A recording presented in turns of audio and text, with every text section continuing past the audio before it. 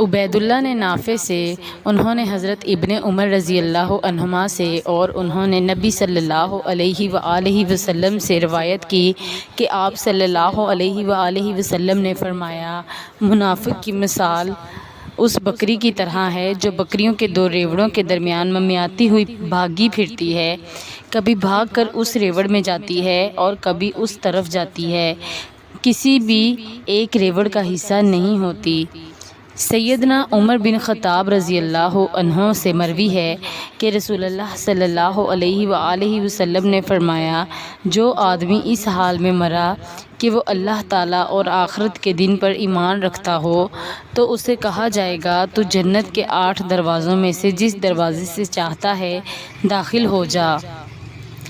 حضرت ابو ہریرہ رضی اللہ عنہ بیان کرتے ہیں، رسول اللہ صلی اللہ علیہ وآلہ وسلم نے فرمایا، کیا میں تمہیں ایسا عمل بتاؤں جس کے ذریعے اللہ خطائیں معاف کر دیتا ہے اور درجات بلند کرتا ہے؟ صحابہ نے عرض کیا، کیوں نہیں اللہ کے رسول، ضرور بتائیں۔ آپ صلی اللہ علیہ وآلہ وسلم نے فرمایا، ناگواری کے باوجود مکمل طور پر وضو کرنا، مساجد کی طرف زیادہ قدم چل کر جانا اور نماز کے بعد دوسری نماز کا انتظار کرنا، یہی سرحدی چھاؤنی کی حفاظت ہے۔